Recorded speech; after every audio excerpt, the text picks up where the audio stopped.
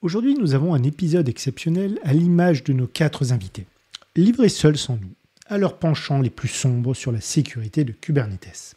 Pour être exact, aujourd'hui, nous ne sommes pas les producteurs de l'épisode, mais partenaires et messagers d'une nouvelle excellente série sur YouTube, Cloud Native Security and Kubernetes. Le lien vous sera donné en annexe dans la description de l'épisode. Merci à Uni5 Technologies pour la prise de son et de vie. À bientôt Vincent, Mathieu, Max et Imad pour la suite à la fois sur YouTube et j'espère ici même.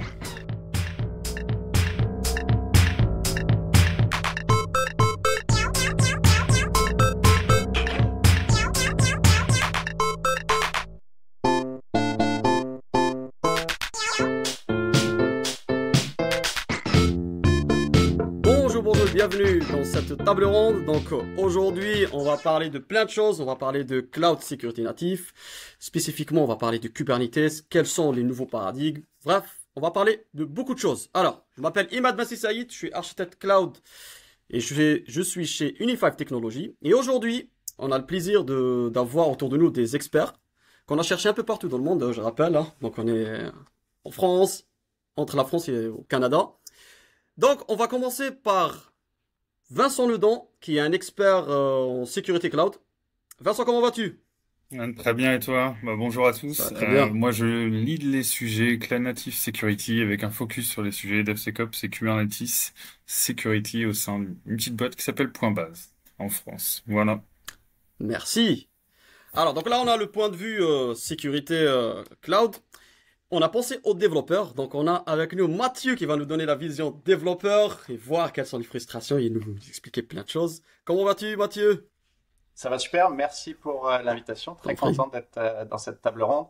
C'est ça, moi j'ai un background de développeur, de formation développeur. J'ai fait évoluer ma carrière dans Cloud Architect, architecture cloud. Puis je suis tombé en amour avec DevOps, la culture. Donc mon background de dev est passé plus sur le DevOps, l'automatisation, puis une passion pour Kubernetes. Et quand on met la main dans Kubernetes, dans ce monde-là, il y a ces notions de sécurité qui sont très importantes. Donc j'ai développé cette passion. Donc je suis très content d'être dans cette discussion avec vous autres aujourd'hui. Ah bah merci d'être venu. Et on termine par Maxime. Donc là, vu qu'on va parler de sécurité, on va parler forcément de scalabilité, comment gérer des clusters volumineux. Maxime, comment vas-tu? Ça va super Imad, merci beaucoup en tout cas pour cette invitation. Je suis vraiment très heureux d'être C'est là. toi. Et puis pour me présenter en quelques mots, moi c'est Maxime Coquerel, j'interviens comme directeur Cloud Security Architecture pour la Banque Royale du Canada. Donc je suis basé au Canada et puis je porte une attention particulière à toutes les thématiques liées à la sécurité des clusters Kubernetes. Puis j'espère dans ce podcast repartager un peu quelques feedbacks et quelques retours d'expérience que j'ai pu avoir dans mes différentes vies précédentes. En tout cas, merci à vous tous d'être Merci. réunis tous ici. Donc, on va introduire le sujet. Donc, comme j'ai dit, on va commencer par comprendre c'est quoi le cloud native sécurité, on va dire. On va voir les petites définitions. Ensuite, on enchaîne avec quels sont les blocages ou les frustrations qui peuvent générer sur les développeurs. Et on termine aussi pour voir comment on gère une scalabilité à grande échelle. Et voilà. Donc ça va être ça le sujet de cette table ronde. Donc commençons par le premier sujet. Donc on entend beaucoup ce terme de cloud native sécurité en ce moment, alors que on est d'accord que la sécurité, on savait la gérer avant à grande échelle. Mais pourtant, je sais pas trop qu'est-ce qui se passe. Donc vous allez me donner votre avis. Donc est-ce que c'est un nouveau challenge ou peut-être il y a des nouveaux vecteurs d'attaque dans tout ce qui est containerisation, quand on fait de la containerisation sur Kubernetes. Donc, à votre avis, donc qu'est-ce qui a changé? Surtout, on parle plus de Kubernetes, bien sûr. Donc, est-ce qu'il y a un nouveau paradigme? J'aimerais bien Ouais. je commence avec toi, Vincent. Qu'est-ce que t'en penses? Ouais, alors sur la partie Cloud Native Security, Mathieu il va un petit peu parler un petit peu des 4 C tout à l'heure, hein, tout ce qui est cloud, cluster, container, code et ce genre de choses. Si je fais un petit focus sur la partie Kubernetes et si on fait un petit peu un retour en arrière, et pourquoi ça a changé de paradigme? Historiquement, on gérait la sécurité sur des énormes infrastructures de banques, sur des infrastructures de voilà, énormément de choses. Le problème qu'on peut voir maintenant, ou ce qu'il y a de plus en plus, c'est que historiquement, tout était isolé par défaut. Et en fait, de facto, étant donné que tout était sur des VM très isolés, sur des VLAN différents, ils ne tournaient pas du tout sur les mêmes VM, donc il n'y avait pas des problèmes de runtime et ce genre de choses. Et, et pourquoi, quand on parle de Kubernetes et de la sécurité, ça quand même, c'est un changement de mindset. J'aime bien comparer, on va dire, un cluster Kubernetes à un mini SI. C'est que historiquement, avant, tout était sur des briques différentes et très isolé de facto, parce que c'était conçu comme ça. Maintenant, l'ensemble, on va aller de plus en plus vers une stratégie Kubernetes first avec les DB, avec les middleware, tout est dans un seul et même cluster Kubernetes. Et là, on va avoir par défaut, Kubernetes, c'est pas du tout sécurisé et très open by design.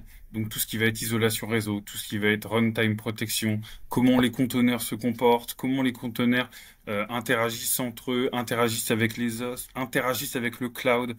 Et tous ces sujets-là n'ont pas été traités tout au début. Ça vient évoluer, hein. Et Mathieu, il a fait des articles sur le sujet aussi, sur les nouvelles on va dire, une possibilité de hardening de cube qui vient avec la communauté.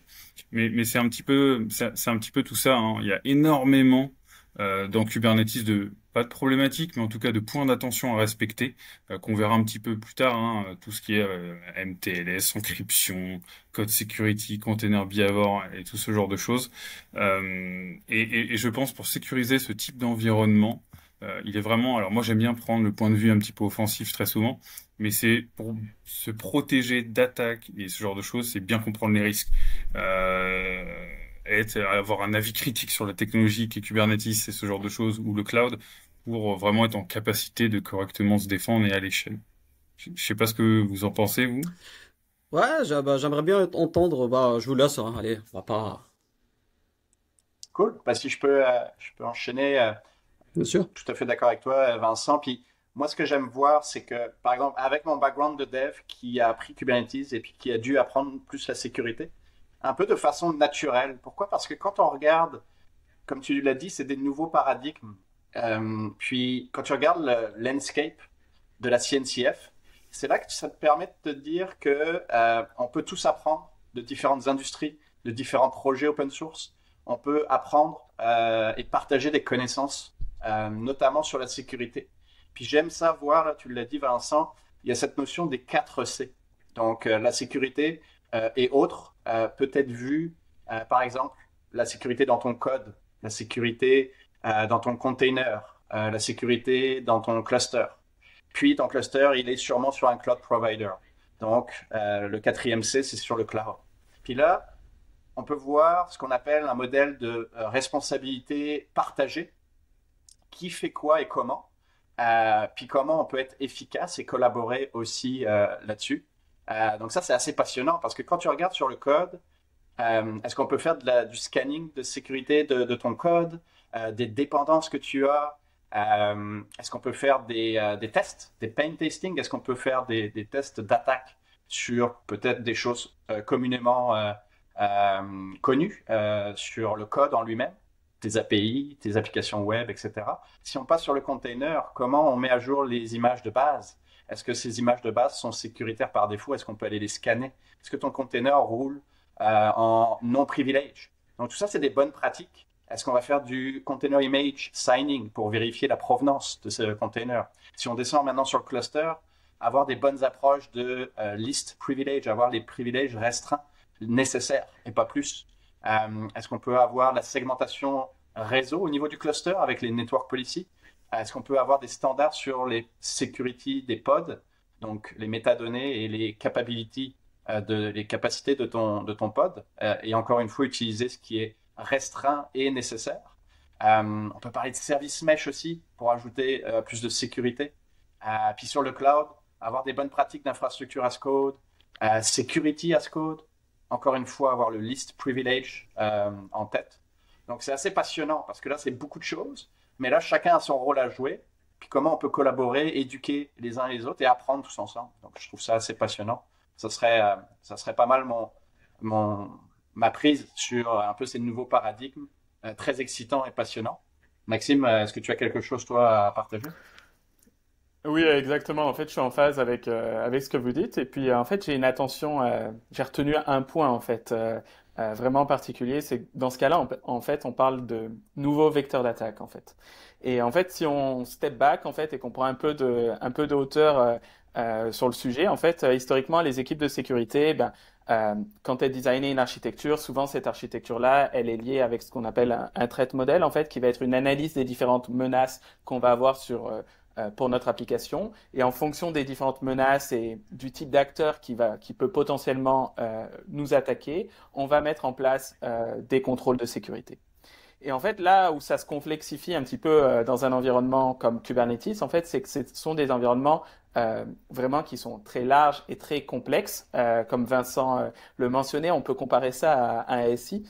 Euh, Puis ces contrôles de sécurité-là, je pense qu'il y a de nombreux auditeurs là qui nous écoutent qui sont assez familiers avec ça. Là, si je transpose ça avec les plateformes les plus connues, que ce soit la plateforme Amazon avec la AWS Config ou encore avec les Azure Policy qu'on peut retrouver, on avait des contrôles qui étaient détectifs, qui étaient préventifs, et puis on allait même à un niveau de maturité où on faisait du responsive, c'est-à-dire on avait par exemple une machine virtuelle qui était directement exposée sur Internet sur le port SSH. Et ben on voulait que quand cette mauvaise configuration était réalisée, avoir un processus automatisé qui allait en fait modifier le network security group pour bloquer le flux et que la machine ne soit plus exposée. Toute cette automatisation là en fait que les équipes en fait d'infrastructures internes, que ce soit des différentes organisations autant financières que dans des startups avaient construites, en fait, elles doivent reprendre cette logique là et reconstruire cette logique là spécifiquement pour Kubernetes. Et c'est là en fait où tout est un souci de complexité, c'est qu'on ne peut pas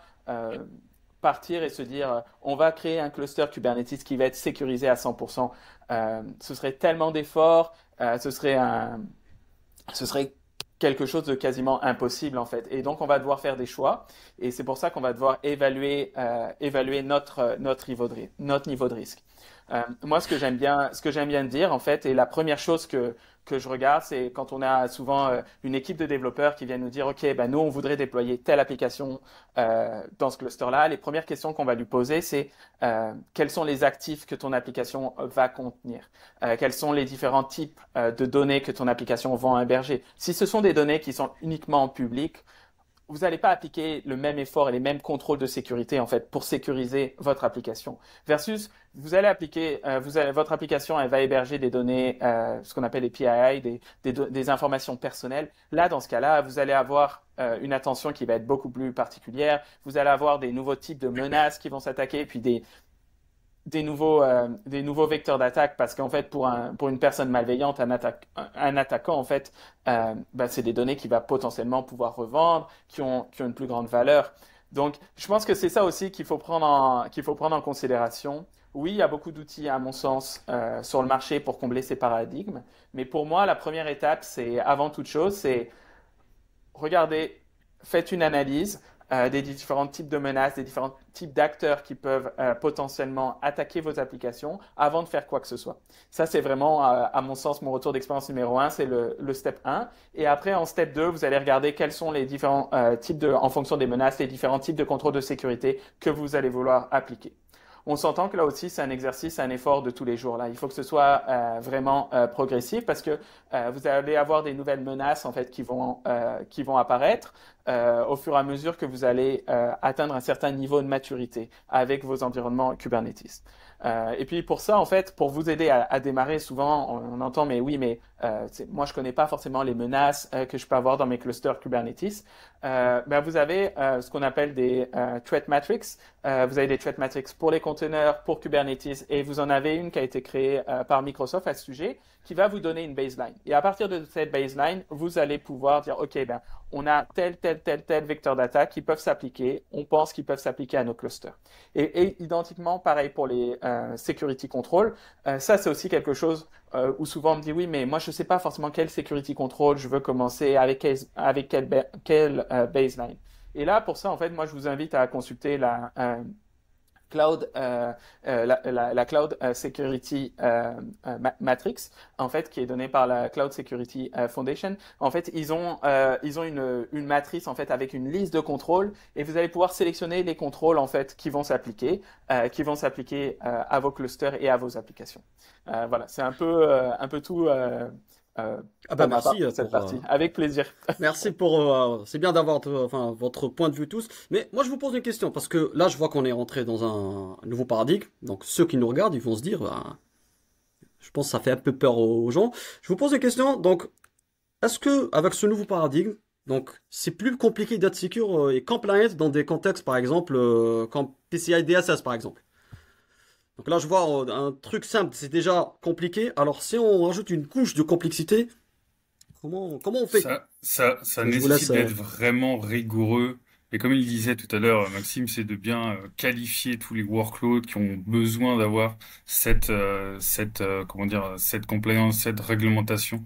Euh, et, et pour mettre en place ce genre de choses aussi, alors moi je vais être pas à contre-courant DevOps ou ce genre de choses, mais c'est you build it, you run it. À un moment, quand on doit atteindre un certain niveau de conformité ou de compliance, on est obligé d'avoir des gars comme Maxime qui vont dire, OK, non, stop.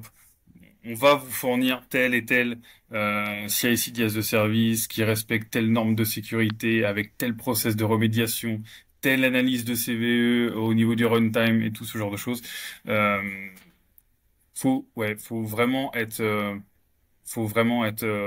rigoureux sur ça, quitte à, pour certains types de workloads, que ça aille sur des clusters qui sont moins critiques. Il y en a beaucoup qui font ça, hein. Euh, quand ça va être, par exemple, quand il faut être PCI DSS et puis un autre et pas forcément PCI DSS, il a, comme il disait, aucune donnée critique, bah, des fois, il y a un intérêt à avoir les deux sur deux clusters différents. Parce que sinon, ça voudrait dire que si on met les deux mêmes applications dans le même cluster, qui sont pas compliant de la même manière, par exemple, on va mettre beaucoup plus d'efforts à sécuriser l'intégralité, les communications internet. Voilà, je pense que la clé de tout ça, de la compliance et tout, c'est beaucoup la priorisation. C'est vraiment un des mots d'ordre, la priorisation, où faire les bons contrôles euh, et Oui, avoir un Ok. avis critique. Bon. moi, J'aimerais bien avoir votre avis rapidement. Faut qu'on switch parce que on a ouais, plein en de fait, questions à vous c'est poser. Hein. sont des niveaux de risque différents en fait que tu vas avoir Ouais. sur tes différents clusters et tu vas vouloir vraiment segmenter au maximum en fait tes clusters et en fait l'image qu'on pouvait avoir au début de Kubernetes d'avoir un cluster multitenant où tu allais mettre toutes tes applications et faire la Mm. segmentation Hmm. à l'interne du cluster. Ben, d'un point de vue de sécurité, à mon sens, je trouve qu'on s'en éloigne de plus en plus. En fait, on n'a pas le choix d'isoler vraiment les clusters qui sont vraiment les plus critiques Plus les uns critique. des autres. Non mais c'est clair, c'est clair. Bah ça nous fait une bonne transition parce que Vincent t'as dit quelque chose, t'as dit on va arriver avec des règles de sécurité pour remédiation et tout. Et je vais passer la main à Mathieu. Ça, moi étant développeur avant, ça peut impacter un peu la vélocité, un peu la créativité. C'est les développeurs, il faut que ça aille vite. Donc qu'est-ce que vous en pensez? Allez, Mathieu, je commence par toi parce que tu viens du Ouais. dev. Ben, en fait, c'est un lien direct avec justement les, euh, les compliance qu'on vient d'évoquer. Donc, c'est basé sur des contrôles. Mhm. Encore une fois, sur les 4 C, code, container, cluster et cloud, tu vas avoir des contrôles. Il y a des bonnes pratiques. Et ça, c'est intéressant. Pourquoi? Parce que tu as des contrôles à respecter. Si tu veux atteindre une certification, PCI, DSS, autre, c'est des contrôles Ouais, ouais. avec des mitigations, avec des choses à faire. Maintenant, est-ce que c'est un bloquant pour les développeurs? Ça, c'est la perception. Moi, j'étais développeur, ça pouvait être une perception que j'avais à l'époque. Et il y a des bonnes pratiques qui font que ça ne le devrait pas. Ça peut l'être quand, par exemple, si en 2008-2009, tu parlais, Vincent, de you build it, you run it, un peu cette notion de DevOps, qui a un peu été galvaudée et qui est peut-être un petit peu mal définie, parce que c'est une culture DevOps.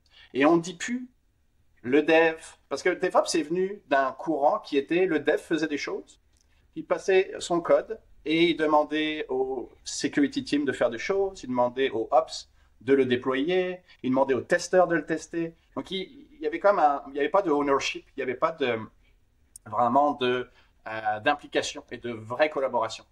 Mais en fait, DevOps disait, bah, on casse le mur entre tout ça, puis on mixe tout ça. Mais là, il y a eu ce courant de ce qu'on appelle shift et left. Ça veut dire de déplacer toutes les choses, test, ops, infrastructure, Kubernetes, donc sur le déploiement, security, aux devs. Et là, la question se pose, c'est est-ce que les devs doivent faire tout ça? L'une des réponses est non. Ils ne doivent pas faire tout ça. Maintenant, comment on arrive à non pas avoir des silos, encore une fois, mais comment on collabore? Comment une plateforme, par exemple, pourrait aider à avoir une collaboration, avoir une abstraction qui permettrait peut-être d'avoir moins de friction et des rôles et responsabilités assez partagés. Une éducation peut-être à donner de l'équipe de sécurité vers les devs, qu'est-ce qui peut être fait? Des templates de, par exemple, CI/CD pipeline, qui pourraient déjà avoir des security scanning donnés par cette équipe de plateforme ou de sécurité, sans que ça soit le dev qui fasse tout ça. Il va l'utiliser, il va avoir ce qu'on appelle shift et left dans le processus, dans le pipeline de déploiement, par exemple, mais ce n'est peut-être pas à lui ou à elle de mettre tout ça en place, d'accord? Donc, c'est un peu cette confusion de est-ce que c'est un frein? Ça dépend comment c'est mis en place. Donc, c'est pas mal C'est un peu une mon take approche là-dessus. DevSecOps, ce que tu dis ou pas? Pour ceux Oui, qui nous suivent. exactement. Mais encore une fois, comment tu D'accord. définis le DevSecOps? C'est comme comment tu définis DevOps. Est-ce qu'encore une fois, c'est ton dev qui doit tout faire? Peut-être pas. Et c'est pas une bonne recette at scale. On va en parler juste après.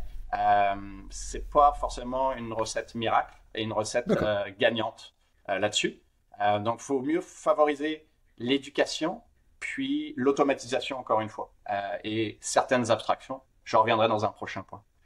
Toi, Max, ce serait quoi ton take là-dessus?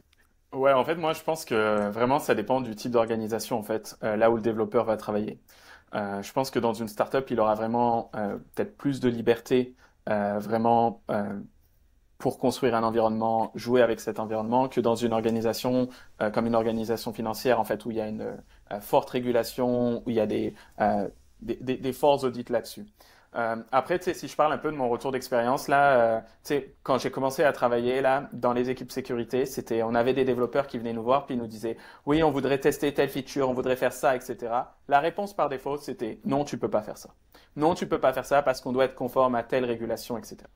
Et en réalité, qu'est-ce qui se passait? L'équipe de dev, elle voulait réellement livrer son truc. Donc, elle cherchait à tous les moyens possibles pour bypasser la sécurité. Et je pense que c'est là aussi où c'est important de prendre de la hauteur par rapport à ça. Et je pense qu'il y a de nombreuses équipes de sécurité maintenant qui ont pris de la hauteur, qui se disent, tu sais, on peut plus travailler l'un contre l'autre, mais on doit travailler l'un avec l'autre. Et du coup, c'est plus un non automatique, c'est oui, tu peux le faire, mais tu dois avoir en place telle mesure de sécurité. Et en termes d'approche, c'est une approche qui est complètement différente. Tu sais, si je parle en termes de retour d'expérience, là, en ce moment, tu sais, un dev qui voudrait avoir son propre petit cluster Kubernetes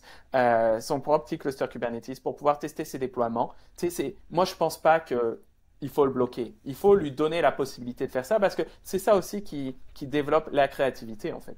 Et il ne faut pas que la sécurité soit un frein au business de l'entreprise. Et c'est là aussi où c'est important de bien faire attention par rapport à ça parce que souvent, il y a beaucoup de compagnies en fait qui veulent se lancer dans des technos qui sont assez hautes comme Kubernetes, etc. Mais c'est pas forcément leur cœur de métier. Donc en fait, ce qu'ils vont faire, c'est qu'ils vont commencer à staffer une équipe, puis finalement ils vont grossir, et ils vont perdre leur focus en fait de la valeur qu'ils apportent en fait. Et la valeur qu'ils apportent en fait, souvent elle est liée uniquement à leur expertise métier et non pas à devenir un expert d'une plateforme Kubernetes. Et c'est ça où je pense en termes d'expérience, faut faire attention par rapport à ça. Je sais pas ce que t'en penses, Vincent. Moi, personnellement, c'est vrai que on entend beaucoup DevSecOps, le mouton à 18 pattes, celui qui maîtrise tout de A à Z. C'est vrai que ça serait bien que ce genre de personnes existent, hein, mais dans la réalité, en étant aussi dans le pragmatisme et ce genre de choses, t'as bien dit comment fournir la possibilité de tester certaines features et ce genre de choses, tu vas avoir tous les notions de sandboxing ou ce genre de choses qui sont vraiment intéressantes, qui sont vraiment découplées des infras de prod ou des infras de même de test et ce genre de choses. Quand il s'agit de déployer vraiment, de déployer en continu de façon sécurisée et ce genre de choses, je suis pas, par exemple, le plus fan d'aller exposer toute la complexité d'un M-Chart cube à un développeur. Voilà. C'est parce que ça n'a aucun sens. Moi, je suis plus pour, créer une CRD qui expose uniquement, un petit peu en vision platform engineering, uniquement ce qu'il a besoin de changer pour son business, pour la customisation de sa future ou ce genre de choses. Et c'est là que vient un petit peu la vision, la vision platform engineering, c'est exposer aux développeurs uniquement ce qu'ils ont besoin ou ont une valeur à modifier. Euh, pour éviter d'avoir... parce que moi, j'aime bien parler souvent du pragmatisme, DevOps et ce genre de choses. On a laissé très longtemps, je le redis, hein, mais c'est vrai que, et parce que j'en en parle souvent, mais on a laissé beaucoup d'équipes très longtemps. On a fait monter des équipes sur la partie Kubernetes. Euh, les hyperskillers, ils en sont pas pour rien non plus, parce qu'ils ont tellement dit aussi Kubernetes c'est facile et ce genre de choses. Et ils ont tellement bien fait le job de comment créer assez d'abstraction pour tous les utilisateurs de Kubernetes euh, que voilà, on a perdu une comment dire comment je pourrais dire ça. Euh, c'est pas voilà c'est pas aussi facile je sais pas toi Mathieu tu voulais peut-être aussi parler de tout ce qui va être un petit peu platform engineering comment dire ce que ça fournit on parle de plus en plus d'internal developer platform et ce genre de choses as a service pour les développeurs moi j'ai une stack dans mon organisation, on a du Java, on a du Python, on a ça, ok. Je fournis as a service, je fournis tout un écosystème des pipelines, que ce soit de la CI, que ce soit de la CI avec Argo CD qui sont prêts à l'emploi, sécurisés, dont les stumples d'architecture ont été effectués, tout ce genre de choses. Voilà, parce que on va avoir tendance à avoir une grosse divergence de gouvernance et de sécurité quand il y a de plus en plus d'équipes qui vont en mode you build it, you run it, parce que lui, il utilise Aqua Security pour ses scanners, l'autre, il va utiliser Trivi, et puis une division, elle a acheté Sysdig ou je sais pas quoi. Et du coup, ça crée une problématique de gouvernance globale. Au début, ça va, parce qu'il y a deux équipes, on arrive à gérer, on arrive à faire les audits, mais à l'échelle, quand on commence à avoir des très grosses boîtes ou des grosses boîtes de multiples équipes, là, cette vision de platform engineering, le as a service, c'est vraiment, je pense, On va en parler de toute façon, on va important. enchaîner avec tout ce qui est scaling après. Mathieu, peut-être tu veux rajouter quelque chose? C'est sûr que dans la suite logique, c'est at scale. Je pense que si on veut enchaîner sur ce topic, je suis prêt. Ouais, exactement. Ce que j'allais dire en fait, c'est que là, on voit c'est compliqué de sécuriser.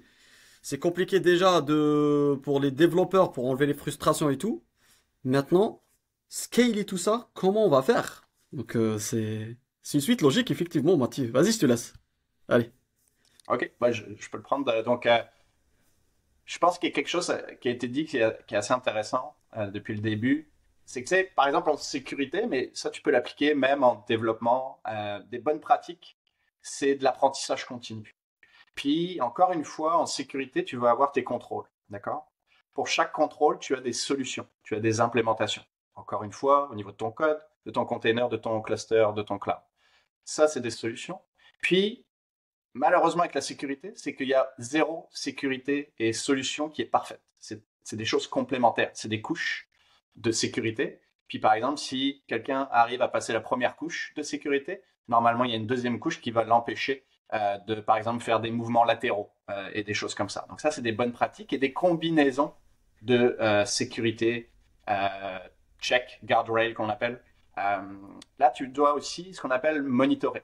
Pourquoi? Parce que ça va te permettre de t'adapter, de corriger en fonction de comportements que tu peux voir. Du trafic venant, de personnes, d'identités dans ton network. aux différentes couches qu'on a expliquées. Ce que j'aime là-dessus, encore une fois, c'est l'apprentissage continu.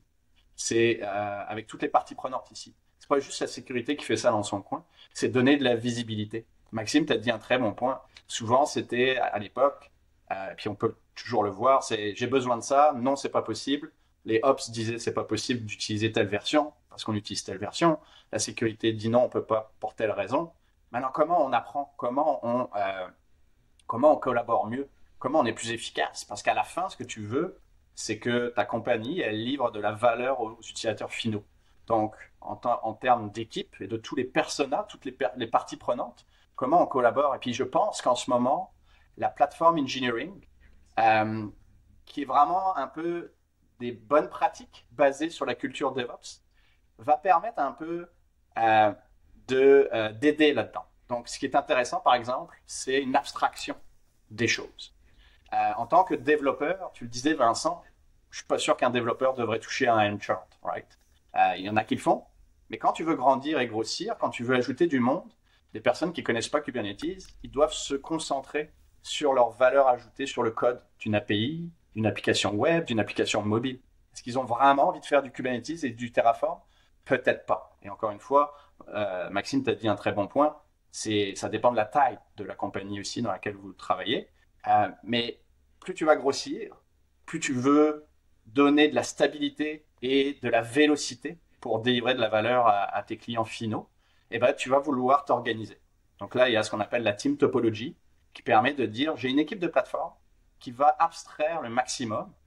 Et puis Vincent l'a bien dit, maintenant j'ai mes équipes de dev et eux, il faut qu'ils aillent consommer ce qu'on appelle des modèles, des templates, des services de la plateforme. Puis le but, c'est d'aller de façon sans friction, donc le plus naturel possible, défini par l'entreprise, défini par les différentes équipes. Puis là, tu as dit un autre bon point, Maxime. Dans la team topology, dans les bonnes pratiques de platform engineering, il y a une autre équipe qui est clé là-dedans. C'est ce qu'on appelle l'enabling team. C'est les équipes qui permettent de faire le pont entre les équipes de plateforme et les équipes de business, de produits, qui développent les produits basés sur cette plateforme. Et cette équipe-là, elle est clé. Pourquoi? Parce que c'est elle qui va pouvoir permettre de éduquer peut-être les développeurs qui développent les produits, mais aussi communiquer et collaborer avec les équipes d'ingénierie de la plateforme pour voir quels sont les bloquants et quelles sont peut-être les choses qui peuvent être décalées, soit dans la plateforme, soit dans la partie des produits. Et ça, c'est clé. Pourquoi? Parce qu'on voit des bonnes pratiques arriver. C'est de l'éducation. Sans vouloir tout donner à faire aux développeurs, il y a des bonnes pratiques de faire ce qu'on appelle des hackathons, des CTF, donc des sessions de hacking, d'éducation. Puis ça, ce qui est intéressant, c'est que là, ça collabore et ça permet de voir des surfaces d'attaque de mon code. Et j'étais peut-être pas au courant en tant que développeur. Donc, au lieu d'avoir cette abstraction totale, je veux pas savoir et c'est pas mon problème, il y a plus un mode, c'est la responsabilité de certaines personnes.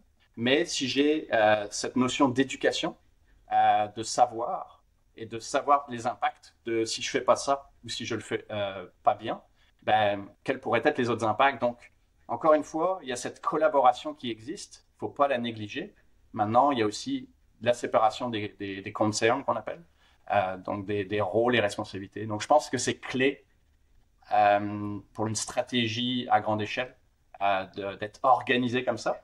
Et encore une fois, on ne parle pas de silo ici, mais on parle bien d'une collaboration de différentes parties prenantes. Merci Mathieu. Maxime, j'aimerais bien avoir aussi ton point de vue. Toi qui as géré plus de 300 clusters, Ouais, en je fait, sais que c'est un domaine la pour faire volumétrie. pour faire un retour d'expérience sur ce que j'ai pu voir en fait. Donc ce que je vais dire là, ça s'applique pas forcément à l'organisation pour laquelle je travaille là, mais c'est ce que j'ai pu voir là ces dernières années. Souvent en fait, les développeurs en fait, chaque équipe de dev, tu lui associes un app code. Cet app code, en fait, tu vas lui associer un niveau de risque. Ce niveau de risque, il est calculé, en fait, est-ce que l'application, elle est exposée publiquement sur Internet? Est-ce qu'elle est exposée uniquement en interne? Quel type de data classification on va avoir pour chaque application? En fonction de ça, en fait, ça va te permettre de déterminer, en fait, sur quel type de cluster, en fait, l'application va être déployée. Et puis, donc ça, c'est l'étape numéro 1. L'étape numéro 2, comme Mathieu et Vincent l'ont précisé, c'est la partie automatisation. En fait, idéalement, ce qu'il faudrait, c'est que ton équipe SecOps, elle fournisse uniquement des base images pour pas que tout le monde, il y en a un qui utilise un coup d'Alpine, un coup d'Ubuntu, etc. Elles fournissent les base images aux équipes de développeurs. Ces base images, elles sont préalablement hardenées et maintenues à jour par l'équipe de security d'opération. Le développeur, il va pouvoir utiliser cette base image pour créer son Dockerfile. Donc, il va créer un repo Git sur le Git de l'entreprise où il va pousser son code, son Dockerfile. Et puis, l'idée, c'est d'avoir un engine, avec un pipeline automatisé qui va prendre le Dockerfile, qui va builder l'image, qui va builder l'image et l'application. Et avoir les différents steps, c'est-à-dire avoir de l'analyse de code statique. Une fois que l'analyse de code statique est faite, qu'on ait également une analyse des dépendances, des différentes vulnérabilités qui peuvent être tierces, parce que souvent c'est ça, en sécurité, souvent on se focus, on dit ok, mais moi je veux avoir le meilleur code, le code le plus optimisé, etc.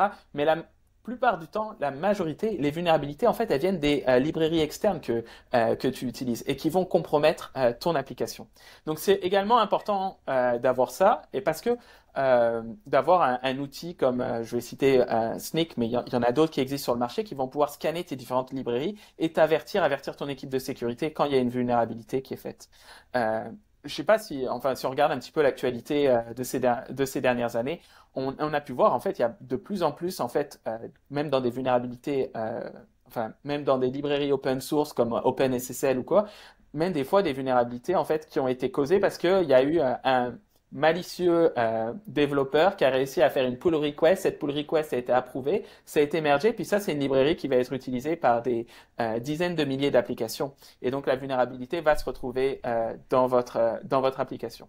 Donc, maintenir à jour les base images que vos développeurs vont utiliser, ça, c'est vraiment une étape 1. De faire du scan de code statique, que ce soit autant sur le Dockerfile que sur le code de l'application. Et après, donc, avoir en amont sur la plateforme sur laquelle vous déployez votre application, que ce soit sur votre plateforme Kubernetes, d'avoir des policies qui sont déjà en place, des security controls qui sont déjà en place, donc qui ont été créés avec OPA, Kyverno, etc. Et qui sont en mode, pas forcément audit, mais qui sont en mode enforce, c'est-à-dire qu'ils vont bloquer le déploiement de l'application s'il y a réellement une personne qui essaye de déployer une application Kubernetes as root, par exemple. Il faut que ce soit bloqué, il faut qu'il y ait un stop, et il ne faut pas que ce soit une action manuelle, que ce soit un développeur un développeur ou un gars de sécurité qui fasse simplement une revue de pull request et qui dise ah oui c'est bon, et puis finalement qui va approuver la pull request à 17h un vendredi soir ultra rapidement, puis finalement va se retrouver avec une application vulnérable au sein de notre cluster Kubernetes. Donc idéalement, c'est ce qu'il faudrait, à mon sens, mettre en place. Et une fois que l'application est déployée, avoir si possible des assessments de cette application, des pen tests qui vont être faits sur cette application-là. Et là, je tiens vraiment à attirer votre attention. Là, souvent, ce qu'on voit, c'est qu'on a des équipes de développement là, elles mettent énormément d'efforts pour avoir des applications qui sont hautement sécuritaires. Les équipes de sécurité vont vraiment segmenter par namespace, par cluster Kubernetes, etc. Mais il se peut que vous allez avoir une application de télémétrie qui va être déployée au sein du cluster, qui viendra d'une base image qui n'a pas été approuvée parce qu'elle a été uniquement fournie par un tiers parti. Puis cette application de télémétrie est vulnérable. Et donc, quand cette application va se faire compromettre, elle va permettre d'accéder directement au node du cluster Kubernetes et va compromettre l'ensemble des applications qui s'exécutent sur ce node et sur ce cluster. Donc c'est ça aussi que je veux attirer votre attention. C'est bien de focuser sur ses propres applications, mais regardez également l'écosystème que vous déployez sur vos clusters Kubernetes. Et une des bonnes pratiques que j'ai vues, c'est tout ce qui est utilitaire de télémétrie, tout ce genre de choses-là, d'avoir carrément un cluster Kubernetes dédié uniquement pour ça. Et puis, les security controls, si je peux simplement juste conclure là-dessus, c'est bien d'avoir des security controls qui sont en place au sein de vos clusters Kubernetes, des OPA policy, etc. Mais c'est encore mieux de les tester régulièrement. Et ça demande un niveau de maturité, c'est-à-dire que vous pouvez avoir votre policy qui est en place, vous faites une assumption que votre security control fonctionne, mais en réalité, si vous ne le testez pas de façon régulière, de façon périodique, votre assumption, elle vaut pas grand-chose. Et c'est là où je pense qu'en termes de maturité, pour moi, c'est un step d'après, mais qui est indispensable pour les équipes de sécurité, de s'assurer en permanence et d'avoir du reporting que votre security control fonctionne toujours. Tu sais, on l'a vu, Kubernetes, ça évolue super vite. Il y a des deprecations d'API qui, quasiment avec toutes les versions majeures, il y a de fortes chances que le security control que vous avez créé il y a 18 mois ne fonctionne plus et vous ne le savez pas.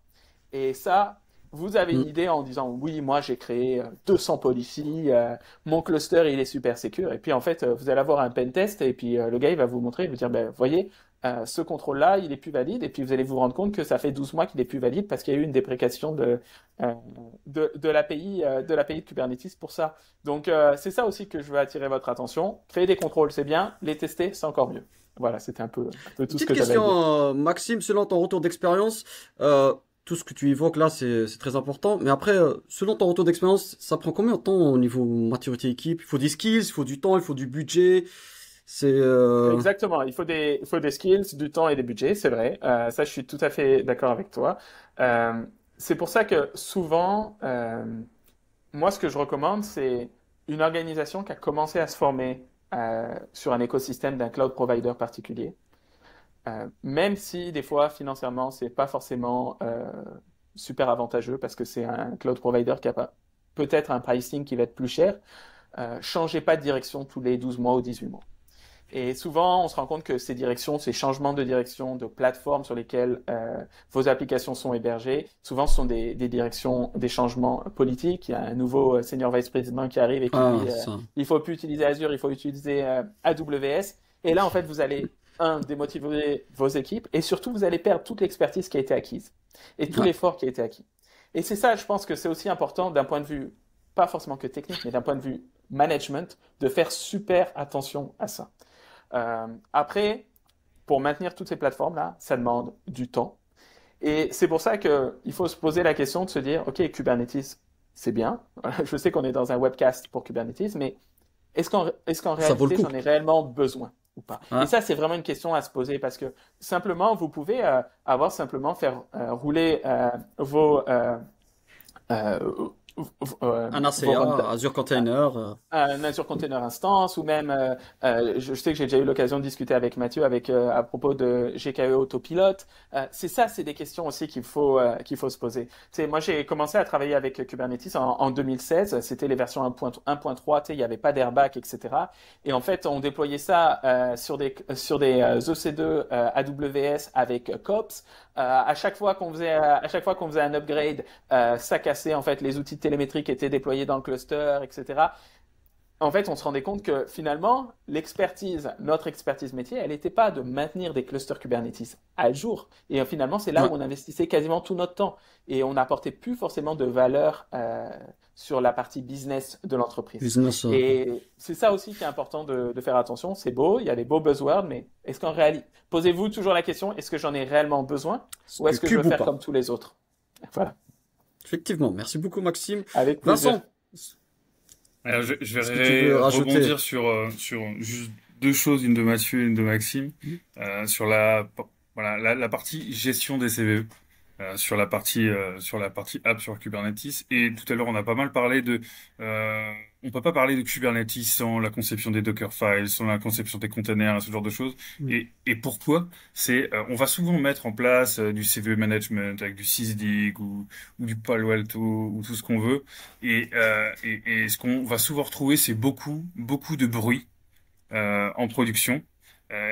Parce qu'en fait, on va avoir des conteneurs qui ont pas du tout été redonnés ou qui utilisent pas des bases d'images minimales et qui vont se retrouver avec 12 000 librairies qui ne sont pas utilisées et du coup qui vont remonter tant dans les scanners statiques à la Trivi, ils vont remonter dans les scanners de CVE au niveau du runtime et ce genre de choses. Et ça, si vous n'avez pas des outils comme Sysdig le font, il doit y avoir Palo Alto peut-être aussi, où ils sont capables d'aller in memory détecter si certaines librairies sont réellement exposées, c'est vraiment compliqué de se dire suis-je vraiment exposé? Une CVE sort, Si on n'a pas des outils adaptés ou si on n'a pas été ultra rigoureux durant toutes les étapes de la pipeline CI/CD, c'est compliqué des fois de savoir ok son niveau d'exposition.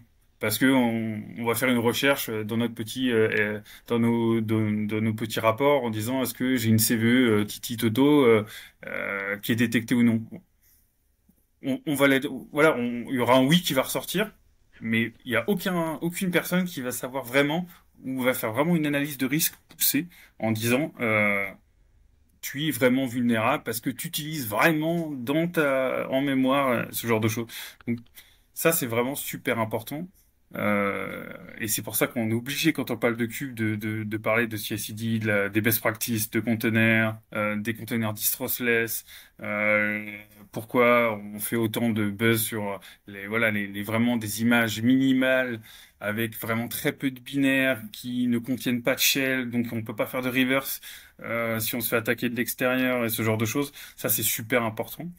Et on l'a bien vu, hein, par exemple des attaques comme Scarlet sur AWS. Bah voilà, je crois que ça tournait sur AWS Fargate, bah, ils ont pu remonter facilement parce qu'ils ont pu faire des curls sur les métadatas IDMS-V1 parce qu'il y avait beaucoup trop de packages qui traînaient. De un, parce que leur app était compromis. De deux, l'attaque n'a pas été arrêtée parce que les images étaient beaucoup trop grosses et contenaient beaucoup trop de packages. De trois, parce qu'il n'y avait aucune runtime protection, donc forcément personne n'était capable de détecter l'attaque et voilà et toutes ces choses-là font que il y a de multiples layers de sécurité. Et je vais rebondir aussi sur un deuxième aspect qui était les hackathons que Mathieu a mentionné tout à l'heure. Pourquoi c'est important? C'est parce que on va beaucoup on a parlé tout à l'heure service mesh, Kyverno, policy enforcement et ce genre de choses. Il y a une partie qui est très importante aussi, c'est le runtime protection. C'est détecter les comportements anormaux, simuler comment les attaquants agissent. Euh, et ça, c'est pas forcément en bloquant le script toto.cryptomining.sh qui va faire que on va réussir à bloquer. Bah non, parce que maintenant ils sont beaucoup plus malins, ils font beaucoup plus de trucs en mémoire. Donc on a besoin de vraiment beaucoup plus pen-tester ce genre d'environnement. Pourquoi je dis ça, cette partie hackathon, c'est parce que il est vraiment important que les blue team et red team, quand ils travaillent ensemble, déterminent des vecteurs, des styles d'attaque, des styles d'attaque particuliers, et en fonction des styles ou des comportements, être capable de loguer, d'avertir les sécurité teams, ou être capable de bloquer vraiment, soit en detect and response, soit via des choses comme KubeArmor, de bloquer vraiment certains comportements. Donc ça, c'est vraiment, et comme tu l'as dit aussi Maxime tout à l'heure, hein, c'est du continuous learning. C'est du continuous learning. Je parie comme ça.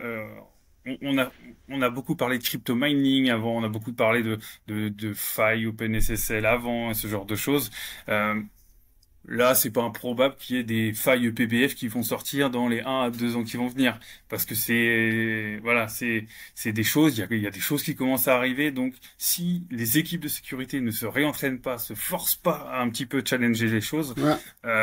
ils peuvent pas, voilà, c'est vraiment une question de s'adapter. Voilà, les attaquants sont quand même très malins. Font des attaques de plus en plus, on va pas se mentir, plus des outils comme Palo Alto, Sysdig, les grands acteurs, l'open source commencent à construire des choses ultra précises avec du machine learning pour détecter les comportements et ce genre de choses, bah, on va pas se mentir, plus les attaquants ils vont faire pareil. Donc c'est pour ça que c'est important vraiment de s'entraîner au fur et à mesure et le hackathon c'est super bien pour mettre les équipes aussi en face de leurs responsabilités. Effectivement. En tout cas, merci à vous tous pour ces retours d'expérience et voilà, chacun avait son point de vue, mais on voit que vous convergez tous vers la même chose. Avant de finir, j'aimerais bien avoir un petit tour de table. Allez, des petits tips pour les gens qui veulent monter en compétences, des certifs. Allez, des tips. Là, c'est open bar. Vous donnez votre avis tous. Allez, on va commencer par Mathieu, tiens. Allez. Oui, ben, très belle discussion. Merci les gars, j'ai vraiment adoré. Moi, si j'avais 3 petites astuces pointeurs à donner, je pense que le concept de platform engineering est vraiment clé ici. Pourquoi? Parce que ça va enlever la confusion de ce qu'on appelle shifter left, encore une fois. Est-ce qu'on donne toute la responsabilité et les travaux à faire aux développeurs? La réponse est non, selon les bonnes pratiques et l'expérience. Ce qu'on va faire, c'est plutôt shifter down. Il y a un blog de Google Cloud, Richard Seroter, qui a fait ça. Et il fait la distinction entre shifter left et shifter down. En fait, shifter down, tu shifts, tu décales les rôles, les responsabilités, les bonnes pratiques, l'automatisation à la plateforme, aux équipes de plateforme. Et la sécurité fait partie de l'équipe de la plateforme. Et je trouve ça, c'est clé, parce que ça amène l'abstraction aux développeurs. Puis, tu vas collaborer mieux, mais tu vas aussi abstraire et donner cette vélocité et cette stabilité à la plateforme et vélocité aux développeurs. Donc, je pense que tout ça, c'est clé. Ce serait mon premier pointeur. Si je donnais parce qu'il y a on a évoqué plein de points de contrôle, d'outils aussi. Moi, il y a un des outils que j'adore dans Kubernetes, c'est les Admission Controller. Si tu parles de Kyverno, OPA Gatekeeper, Stira, KubeVarden, même maintenant Kubernetes Upstream fournit Validating Admission Policies. C'est un Admission Controller built-in à Kubernetes maintenant, complémentaire aux autres outils. Mais ça va te permettre de dire mon pod, mon déploiement, mon service, peu importe quand il arrive dans mon Kubernetes cluster, avant qu'on le déploie, je valide qu'il respecte des standards de gouvernance et de sécurité. Il a tel label, telle annotation. Mais aussi, il a tout le security context. Il n'est pas privilege, il roule pas en route, etc., etc. Ce que tu peux faire avec des Kyverno de ce monde aussi, c'est aussi aller vérifier la provenance de ton image, de ton container image, avant que ça soit déployé dans ton cluster. Donc ça te permet d'avoir une traçabilité. Tu peux attacher des métadonnées, des SBOM, sur ton image, qui est le résultat de scanning. Tu parlais de scanning dans les CI/CD pipelines. Tu peux avoir ça dans le runtime, mais tu peux scanner ton image, attacher la liste des CVE générés par cette image, puis tu peux le contrôler. Tu peux avoir des contrôles qui disent ça, je le laisse passer, c'est pas critique. Mais par contre, ça, c'est critique, on ne le laisse pas passer. Donc, les admission controllers sont très intéressants. Et si je peux donner encore une autre astuce que j'aime beaucoup aussi avec les admission controllers, c'est qu'on n'est pas obligé d'attendre que ça soit dans Kubernetes. Parce que c'est souvent pas trop tard, et ça bloque un peu tard dans le pipeline de où ça provient. Et ce qui est intéressant, c'est encore une fois shifter left ou shifter down. Et dans ton CI/CD pipeline, sans avoir de cluster Kubernetes, tu peux utiliser les CLI de OPA Gatekeeper, Gator, ou de Kyverno, et tu peux évaluer tes manifestes Kubernetes avec les policies. Et là, tu n'es pas dans ton cluster. Donc là, tu as pris le plus tôt possible, tu as itéré le plus tôt possible, puis tu déclenches des erreurs, tu déclenches peut-être des bloquants avant que ça aille dans le cluster Kubernetes. Donc je trouve que c'est vraiment large, mais ça couvre beaucoup de choses, les admission controllers, donc ça serait mon astuce. Dernière astuce et pointeur, impliquez-vous dans les CNCF community. Il y a des meet-ups qui sont organisés. Moi, je suis co-organisateur de celui de Québec. C'est là où on partage les choses, mais c'est là où on apprend des autres. Et là, c'est des bonnes pratiques. Vous pouvez être présentateur, vous pouvez être dans l'audience, et vous allez échanger des bonnes pratiques les uns des autres. On veut de plus en plus des retours de clusters dans la vraie vie, at scale, les problématiques. Donc, engagez-vous, soyez curieux et partagez et apprenez tous ensemble. Même à distance, Mathieu, les gens qui veulent assister à distance dans un autre pays, par exemple de France, ils peuvent animer à distance et tout, c'est possible. En France, il y a plein de meet-up dans la CNCF. Il y a un événement qui a eu un très gros succès à Paris, en France, organisé par les ambassadeurs et les gens impliqués dans la CNCF aussi. C'est le KCD, Kubernetes Community Day. C'est un gros succès. Et ça, c'est des gros événements qu'il faut aller. Allez-y. Et c'est de plus en plus en personne. Quand c'était virtuel, c'était un peu différent. Maintenant, on a beaucoup plus de conférences en personne. KubeCon qui s'en vient à Chicago pour les francophones. Paris qui s'en vient au mois de mars prochain. C'est ce genre d'événement où vous rencontrez les gens. Les conférences et les sessions sont bien, mais vous pouvez les avoir sur YouTube après. Il faut rencontrer les gens, il faut discuter, il faut partager vos expériences, etc. En tout cas, merci beaucoup Mathieu. On passe à Maxime. Oui, pour conclure, en fait, dans mon cas, moi, en termes de recommandations, je commencerai par posez-vous la question, est-ce que vous en avez réellement besoin ou est-ce que vous sautez sur un buzzword du moment? Et si vous en avez réellement besoin, quel type d'offre vous avez besoin? Est-ce que si vous êtes une petite équipe, peut-être que ce sera une offre managée complètement qui va vous permettre de commencer. Et commencer petit. Visez pas comme on dit, Rome ne s'est pas construite en un jour. Et bien, Kubernetes, c'est la même chose. Commencez petit, développez une maturité, une certaine stabilité, et après, vous allez pouvoir scaler. Euh, Mon deuxième conseil, c'est faites attention aux tiers parties. Souvent, on a beau construire des clusters où on investit un maximum de sécurité, que ce soit du temps, de l'argent, avec des produits pour scanner les images, pour faire de la détection de runtime. Mais finalement, on va créer des exceptions pour l'outil de télémétrie, par exemple. Puis c'est l'outil de télémétrie qui va être votre point faible. Donc faites vraiment, vraiment attention à ça. Et mon troisième conseil, c'est avant de mettre les mains dans le code, etc. Je sais, on aime tous la technique, on est tous passionnés de technique, on aime tous faire les choses. Mais avant de faire ça, faites des sessions de design avec vos équipes de développement, vos Ouais. équipes d'opération et vos équipes de sécurité. Avant toute chose, elles doivent vous livrer des traits modèles. Regardez quel type d'application vous allez héberger, quel type de data, quels sont les différents vecteurs d'attaque, quels sont les différents types d'attaquants qui vont vous attaquer. Si vous êtes une organisation financière, tu sais, vous n'allez pas mettre le même effort pour protéger des attaques qui viennent de certaines nations, de certains pays, que le petit gars qui est au fond de son garage et qui va tester trois choses contre vous. Donc, prenez ça aussi en considération. Et puis après, à mon sens, la façon d'apprendre le plus, c'est s'investir dans les communautés. Et comme Mathieu Ouais. l'a dit, participez à des meet-ups, allez, il y a des meet-ups que ce soit des meet-ups CNCF, mais il y a aussi des meet-ups auprès d'autres fournisseurs de cloud. Et puis n'hésitez pas à partager et à poser des questions. Moi, ce que je dis souvent là avec les gens avec qui je travaille, il n'y a pas de questions bêtes là. Si vous posez une question et que vous vous posez cette question, dites-vous qu'il y a d'autres personnes qui se posent la même question. Vous n'êtes pas tout seul. Et souvent, on n'ose pas, on est assez timide, etc. Et allez-y, en tout cas, votre question, dites-vous, si vous pensez qu'elle est bête, elle sera utile pour quelqu'un d'autre. C'est Voilà. vrai. Et puis en tout cas, merci beaucoup pour votre temps. Et puis si un jour on se croise dans un événement, n'hésitez pas à venir me parler. Là, ça me fera vraiment plaisir de partager un Ah café bah avec vous. oui. Ah Voilà. bah c'est très gentil. Merci. Merci pour ces sages Avec conseils. plaisir. Et on termine avec Vincent.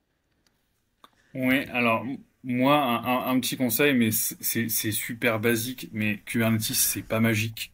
Et il y a quelque chose qui est fondamental aussi, c'est de revenir aux sources. Euh, Tout tourne. Euh, Sécuriser un conteneur, un cluster cube et tout, ça équivaut à sécuriser des process Linux sur un kernel. C'est le fond. Voilà, c'est vraiment ça. C'est former vraiment vos équipes sur ces sujets-là. Les network policy, eh ben c'est voilà, EPBF, IPTable, c'est ce genre de choses. Il y a rien de magique. C'est plus on comprend ce qu'on essaye de sécuriser, plus déjà ça va démystifier l'exercice, plus on va éviter de construire des usines à gaz aussi, plus on va aussi chercher quoi ou comment se protéger ou quel type d'attaques sont possibles. Et voilà, c'est vraiment ce genre de choses, c'est revenir aux bases, démystifier un petit peu les choses, euh, euh, voilà, démystifier un petit peu les choses qu'on en voilà, très souvent, des fois aussi, besoin, quand on est une plus grosse compagnie, de faire un exit, avoir un exit plan à ce genre de choses. On va prendre peut-être, parce qu'on a une stratégie de move to cloud, des Kubernetes ultra bien managés dans le cloud et ce genre de choses. Ben, très souvent, ben, on a besoin d'avoir un exit plan. Donc, si on revient on-prem, c'est pas la même chose pour sécuriser un cluster cube. Donc, voilà, faut aussi avoir cette notion de, OK, c'est protégé, je le comprends, mais j'ai quand même des compétences si je dois faire un exit plan parce que c'est quand même super important. Et il y a une certif que j'apprécie particulièrement de la Mm. communauté, c'est la CKS que j'affectionne, qui vraiment, si vous voulez la passer, alors il y a des cours en français, là on est en français, il y a des très bonnes personnes en France qui font du contenu. On n'est pas toujours très fort en France là-dessus, en anglais, ce genre de choses, mais la certification CKS va couvrir tout du moins tous les points qu'on a cités dans tout ce webinaire-là, tout ce qui va être admission contrôleur, tout ce qui va être avec du Falco, le runtime protection, il va potentiellement avoir du service mesh, il va y avoir la gestion des airbags et ce genre de choses. Et après, ben, si vous avez besoin de gérer la sécurité à l'échelle, comme disait Maxime, c'est l'expérience à un moment. Vous allez Là. faire des erreurs, c'est pas grave. Faut itérer, et, et après, dernier petit conseil, soyez pas dans l'extrémisme. Soyez pas dans l'extrémisme, bloquez pas tout. Soyez conscient ok, il y a une CVE là, mais le vecteur d'attaque, il est inattaquable parce que c'est un vecteur network et de toute façon, il est exposé de nulle part. Donc, commencez pas à paniquer pour tout et Oui. n'importe quoi. Euh, c'est des CVE qui peuvent arriver, mais le plus important, c'est le contexte dans lequel il est, quoi. Voilà. Une CVE à 10, il y a personne qui peut joindre ce pod, pour X ou Y raison, ou voilà, c'est isolé, c'est équivalent à 0 si t'es dans ton cluster ou si t'es dans un certain contexte. Une 10, Ouais. si c'est une public facing, là, par contre, c'est autre chose. Mais il y a tout ça, c'est ouais, priorisation, la formation, redescendre un peu sur terre et revoir un peu les bases. Voilà. Bah, c'est clair. Je pense que c'était clair et net, hein. En tout cas, franchement, c'était un régal. Merci à vous tous, les gars. Ben, j'espère qu'on se reverra dans d'autres sessions ou peut-être dans des meet-up physiquement, se rencontrer et partager avec vous. En tout cas, merci beaucoup et merci à vous, à ceux qui nous regardaient, d'avoir suivi. Donc, je vous dis au revoir et à très bientôt, j'espère. En tout cas, merci à vous tous. Merci. Merci tout le monde. Merci. Merci tout le monde.